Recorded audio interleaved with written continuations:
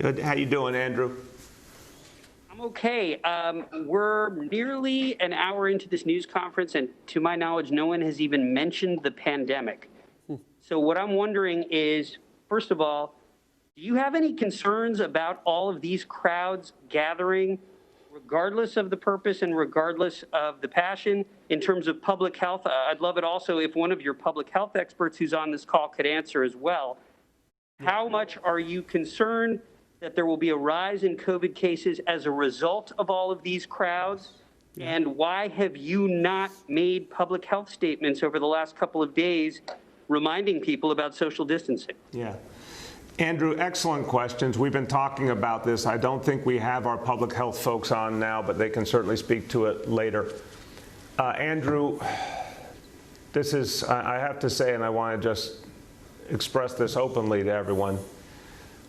Just a few days ago, what we were entirely focused on, all of us, was one of the greatest challenges this city has ever faced, this pandemic, this painful, horrible crisis taking the lives of so many New Yorkers.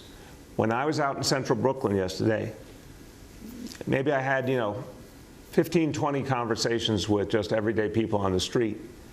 Overwhelmingly, people were talking about their concerns about their health, about their kids, about the fact they were running out of money or they had not gotten checks from the federal government.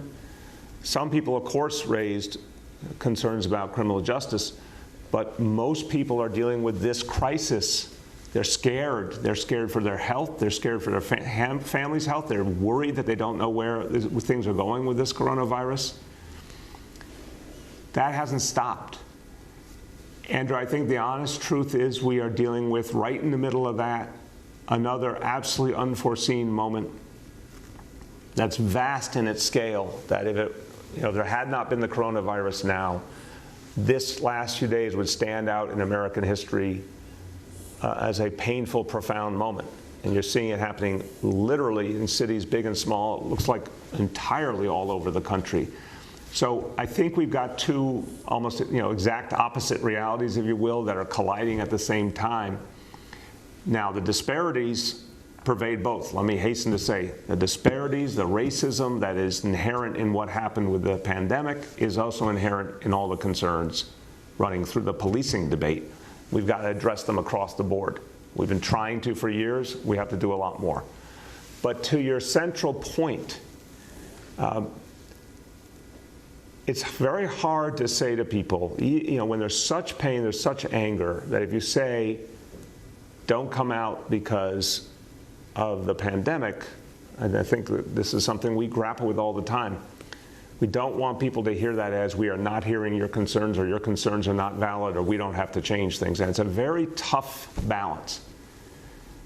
And again, this is happening on such a painful, intense national scale. This is not like, before this we had small protests, and I kept saying, whether you're left, right, or center, I wish people would stay home, not protest, do it virtually. But this moment is the outpouring of such pain and frustration, years and years, decades, generations of pain and frustration outpouring. This is a different reality. We've had to adapt to it. We've had to try and understand it and address it. And I am very worried about the health impact. To the core of your question, I would urge everyone to think about this.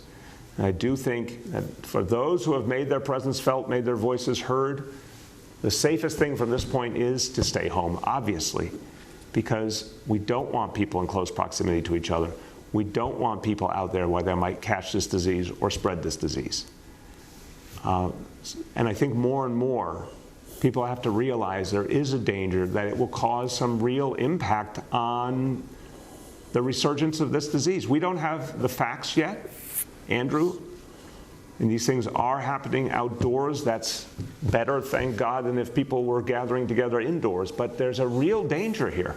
There's no question there's a danger this could intensify the spread of the coronavirus just at a point when we were starting to beat it back profoundly. So I want to beseech everyone to think about that. I would certainly urge everyone, look, if you've made your point, it's time to stay home. If you do go out, please try in any way you can to observe social distancing and keep those face coverings on. But Andrew, in conclusion, this is just a horribly complex situation. It just is. We've never dealt with anything like this combination of features, and we're all trying to find our way to the best solutions. That's the honest truth. The next is Marcia from CBS. Mr. Mayor, good morning. How you doing? I'm all right, Marcia. How you doing?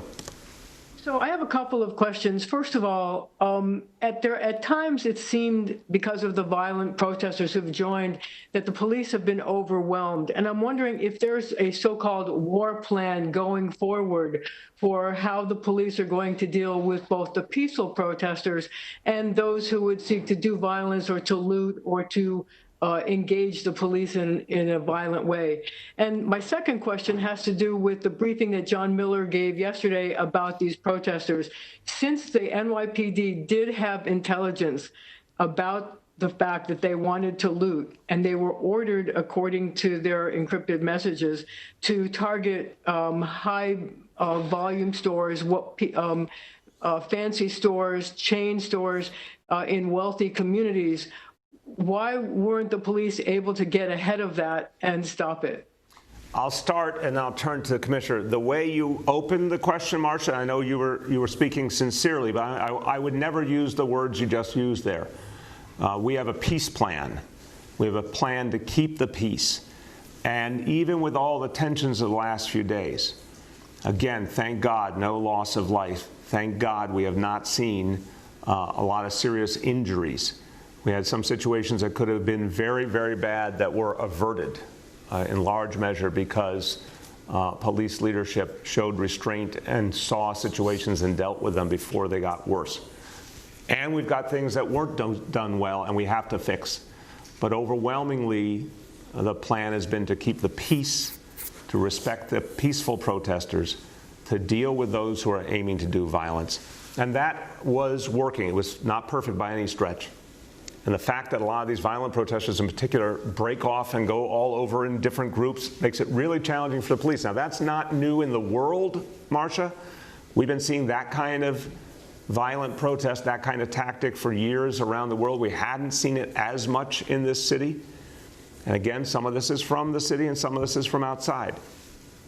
But that puts a real strain on the NYPD trying to chase all sorts of groups and trying to be present in so many areas simultaneously. That said, it was working and working in many ways very well until about 9 o'clock last night.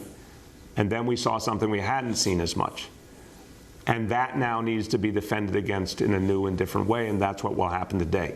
There was a lot of presence out, and we're going to make sure that presence is in the right places, seeing what we now are seeing from this violent few. But from the peaceful protesters, we saw people trying to just get their message out and not attacking property, not attacking people. So this is a day-to-day, hour-to-hour thing, and we're going to constantly make those adjustments. Commissioner. Yeah, Marcia, thank you for the question. I mean, when you talk about intelligence and deployment and how they come together, I think the mayor touched on